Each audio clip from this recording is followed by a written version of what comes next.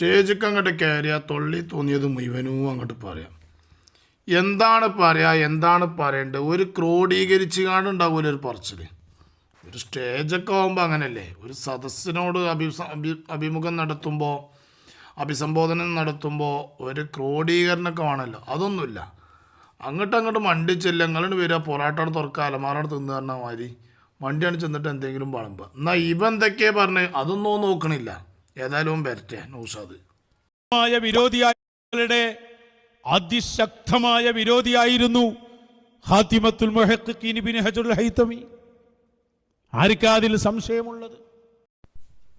സംശയം ഞങ്ങൾക്കാർക്കും സംശയമില്ല. പക്ഷെ എൻ്റെ സംസാരം കേട്ടാൽ സംശയമുള്ള മാതിരി തോന്നുന്നുണ്ട്. എൻ്റെ സംസാരം കേട്ടാൽ ഒരു സംശയമുള്ളതുപോലെ തോന്നുന്നുണ്ട്. ബാക്കി പറയാം. അതാണ് ഈ വിഷയത്തിൽ ബോധമുള്ള എല്ലാവരും ഇടപെട്ടത്. പകര ഉസ്താദ് ഇതിന് മറുപടി പറഞ്ഞു എന്ന് ഞാൻ പറയുമ്പോൾ ഏതൊരു വിദ്വാൻ പറയുന്ന ഒരു ക്ലിപ്പ് ആരോ എനിക്കിട്ട് തന്നു. പകരം ഇതൊക്കെ നോണേണേ, ഏതോ ഒരു വിദ്വാൻ പറയുന്നത് ആരോ എനിക്കിട്ട് തന്നു. ഏതാ വിദ്വാനി ഓനറിയാം, ഇട്ടുകൊടുത്തോനി ഓനറിയാം. നോണ പറയന്നെ, നോണ അങ്ങനെ പറഞ്ഞ് നല്ലോണം ചിലവാകും വിചാരിച്ച് കണ്ട് നടത്തുകയാണ്. പക്ഷെ ചിലവ് കുറഞ്ഞു പോകും. നോണക്കൊക്കെ ചിലവ് കുറഞ്ഞു. ഉസ്താദ് നേരത്തെ പറഞ്ഞത് എടുത്ത് ഇപ്പോൾ പറഞ്ഞതുപോലെ അവതരിപ്പിച്ചതാണ്. ഒരിക്കലുമല്ല. അദ്ദേഹം നേരത്തെ അത് പറഞ്ഞിട്ടുണ്ട്. ഒരിക്കലുമല്ല. പിന്നെ അദ്ദേഹം നേരത്തെ അത് പറഞ്ഞിട്ടുണ്ട്. ഓൻ്റെ മോയൻ്റെ ആ പ്രസംഗം നേരത്തെ പറഞ്ഞതാണ്. അത് മനസ്സിലാക്കിക്കോ. നേരത്തെയും പറഞ്ഞിട്ടുണ്ട്. നേരത്തെ പറഞ്ഞതിൽ അവസാനിപ്പിച്ചിട്ടില്ല. അതങ്ങനെ അവസാനിപ്പിക്കാൻ പറ്റിയൊരു സംഗതിയല്ലല്ലോ. നമ്മൾ അഖിലുസുന്നത്തി വൽ ജമാഅത്തിൻ്റെ ആൾക്കാരാണ് ഞങ്ങൾ. ഞങ്ങൾക്കങ്ങനെ പെട്ടെന്ന് അതങ്ങനെ അവസാനിപ്പിക്കാൻ പറ്റൂല. ഞങ്ങൾ ഇബ്നു തൈമിയ്യയെ പറയുക തന്നെ ചെയ്യും. ഇപ്പോൾ പേരോട് ഈ പ്രസംഗം നടത്തിയതിന് ശേഷവും അവസരം കിട്ടിയ സ്റ്റേജിൽ അദ്ദേഹത്തിൻ്റെ ജ്യേഷ്ഠൻ്റെ മരണം നടന്നതിൻ്റെ 40ാമത്തെ ദിവസത്തെ ചടങ്ങിൽ വെച്ച് തന്നെ അദ്ദേഹം ആ കാര്യം പറഞ്ഞിട്ടുണ്ട്. അതിൽ അദ്ദേഹം പ്രത്യേകം എടുത്തു പറയുന്നൊരു സംഗതിയുണ്ട്. ഇബ്നു ഹജറുൽ ഹൈതമിയെ ആക്ഷേപിക്കാൻ ആർക്കും അധികാരമില്ല. ഇബ്നു ഹജറുൽ ഹൈതമി ഇബ്നു ഹജറുൽ അസ്ഖലാനിയേക്കാൾ ഈ വിഷയത്തിൽ അഗ്രഗണ്യനാണ്. അതൊന്ന് കേട്ടോളൂ. പകര ഹസനി ഉസ്താദ് പറയുന്നു. പകര ഹസനി ഉസ്താദ് പറയുന്നത് അല്ലാഹു അക്ബർ. എൻ്റെ തൊള്ളയിട്ട് ജിയാദി പിന്നെ ബടുക്കൂസായതിന് ശേഷം ആദ്യമായിട്ടാണല്ലോ പകര ഹസനി ഉസ്താദ് എന്ന് പറഞ്ഞു. എൻ്റെ തൊള്ളയിട്ട് പറയാതിരിക്കലാന്നല്ലേ, പറഞ്ഞാലാ കേടിയരാ. ഏതായാലും ഇത് പറഞ്ഞു പോയി പകര ഹസനി ഉസ്താദ് എന്നുള്ളത്. ഷാഫി മദ്ഹബിൽ ഇമാം ഷാഫിയുടെ നുസൂസുകൾ ഇഹാദ ചെയ്ത അസ്ഖലാനി എന്നുള്ള ഇബ്നു അൽ ഹൈതമിയുടെ ഉസ്താദിൻ്റെ ഉസ്താദാണ്. പക്ഷേ പറഞ്ഞിട്ട് കാര്യമില്ല. ഇബ്നു അൽ ഹൈതമിൻ്റെ അരികിലേക്ക് എത്തുകയില്ല. ഫിഖ്ഹിൽ ഹൈതമി തങ്ങൾ തഹ്ഫയിൽ ഉദ്ധരിച്ച ഉദ്ധരണികളുടെ 101 പോലും അസ്ഖലാനി തങ്ങൾ ഉദ്ധരിച്ചിട്ടില്ല. കഴിവില്ല എന്നല്ല, അവർ ഹദീസിൽ വളരെ കഴിവുള്ളവരാണ് ഇബ്നു അൽ ഹൈതമിയേക്കാൾ. പക്ഷെ ഫിഖ്ഹിൽ ഇബ്നു അൽ ഹൈതമിയുടെ അരികിലേക്ക് എത്താൻ അസ്ഖലാനിക്ക് കഴിയില്ല. അസ്ഖലാനിയും വലിയ പണ്ഡിതനാണ്, ഇബ്നു അൽ ഹൈതമിയും വലിയ പണ്ഡിതന്മാരാണ്. ഫിഖ്ഹിൽ ഏറ്റവും ഉയർന്നു നിൽക്കുന്നത് ഹൈതമിയും ഹദീസിൽ ഏറ്റവും ഉയർന്നു നിൽക്കുന്നത് അസ്ഖലാനിയുമാണ്. അവരെല്ലാവരും ഉസ്താദുമാരും ശിഷ്യന്മാരുമാണ്. അപ്പോൾ അപകടങ്ങൾ ഇബ്നു ഹജറുൽ ഹൈതമി തങ്ങളെ ഇയാൾ ഇകഴ്ത്തിയപ്പോൾ പകര ഉസ്താദ് ആരാ ചങ്ങായി ഇബ്നു ഹജറുൽ ഹൈതമിയെ ഇകഴ്ത്തിയത്? ഇബ്നു ഹജറുൽ ഹൈതമി റളിയല്ലാഹു തആല അൻഹുവിനെ പേരോട് ഉസ്താദ് ഇകഴ്ത്തണമെങ്കിലേ അത് ഇജല്ല പേരോട് ഉസ്താദ്. മനസ്സിലായ എനിക്ക്? പേരോട് ഉസ്താദ് ഇജല്ല. പേരോട് ഉസ്താദിനെ ഒരുപാട് പഠിക്കാണ്ട്. പേരോട് ഉസ്താദ് എന്ന് പറഞ്ഞാൽ ചെയ്യണതേ പറയൂ, പറയണതേ ചെയ്യൂ. അതാ പേരോട് ഉസ്താദ്. അങ്ങനത്തെ ഒരു സൂഫി വര്യനാണ്, ശരിക്കൊരു വലിയാണ് പേരോട് ഉസ്താദ്. എനിക്കത് അറിയില്ല, ഞങ്ങൾക്കൊക്കെ അത് അറിയടോ.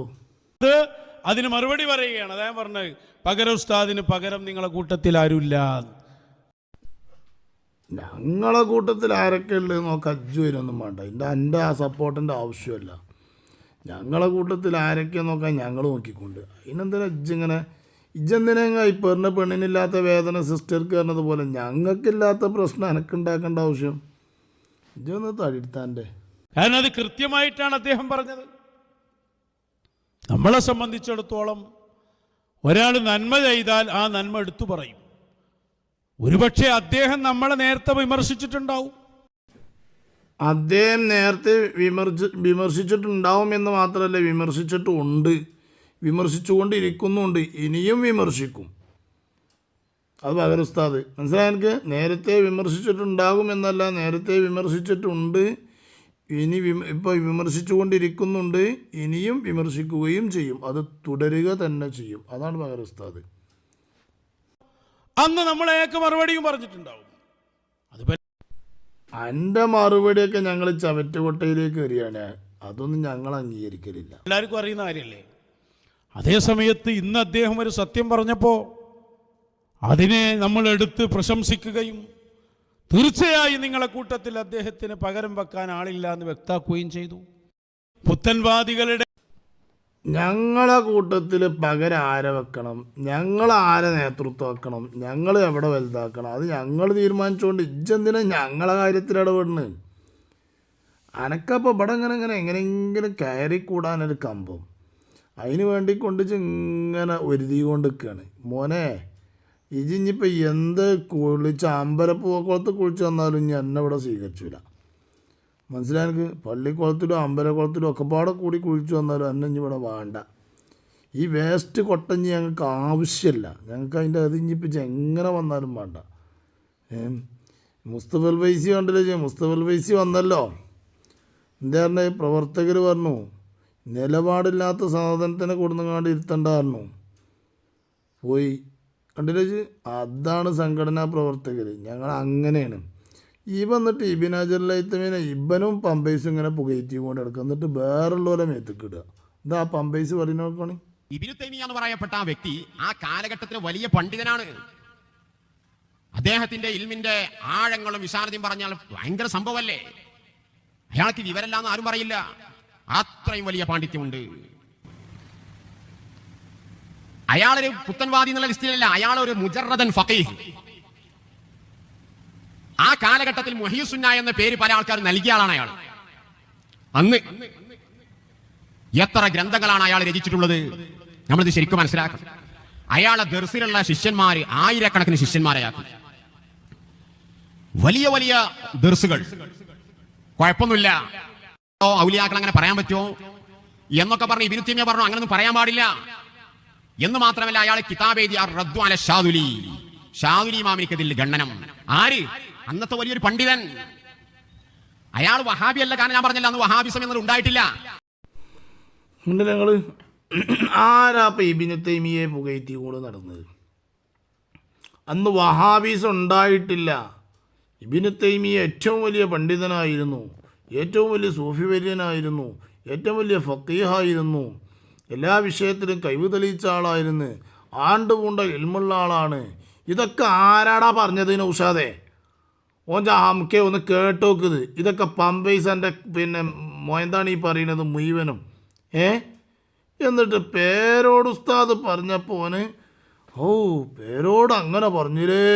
എന്നാ ഈ ചെങ്ങായും പറയുന്നുണ്ട്, ഇവനും പറയുന്നുണ്ട്, നൗഷാദും പറയുന്നുണ്ട്. ചെറുതായിട്ടൊന്ന് കേട്ടു നോക്കാം നമുക്ക്. പക്ഷേ ഇബ്നു തൈമിയെ സംബന്ധിച്ച് പറഞ്ഞ എല്ലാവരും അദ്ദേഹം ഒരു വലിയ പാണ്ഡിത്യത്തിൻ്റെ ഉടമയാണ് എന്ന് സമ്മതിച്ചുകൊണ്ടാണ് അദ്ദേഹത്തെ ഗണ്ണിച്ചത്. അതാണ് പേരോട് ഉസ്താദ് ചെയ്തത്. ഇബ്നു തൈമിയയെ പറയുന്ന ആളുകളൊക്കെ അദ്ദേഹം വലിയ പാണ്ഡിത്യത്തിൻ്റെ ഉടമയാണ് എന്ന് പറഞ്ഞിട്ടാണ് അദ്ദേഹത്തിനെ ഗണ്ണിച്ചത്. ആ രൂപത്തിലാണ് ഗണ്ണിച്ചത്. പേരോട് ഉസ്താദ് ഗണ്ണിച്ചതും നജീബ് മൗലവി ഗണ്ണിച്ചതും ഒക്കെ ആ രൂപത്തിലാണ്. പക്ഷെ പമ്പൈസ് ഗണ്ണിച്ചിക്ക് അങ്ങനല്ല. പമ്പൈസ ഗണ്ണിച്ചിക്കല്ല, പമ്പൈസ് എന്ത് ചെയ്യാണ് പറഞ്ഞിരിക്കുകയാണ്. അയാളടുത്ത് ആണ്ടുപൂണ്ട ഇൽമുണ്ട്, ഏറ്റവും വലിയ ഫിഖ് പണ്ഡിതനാണ്, അദ്ദേഹം അന്നത്തെ സൂഫി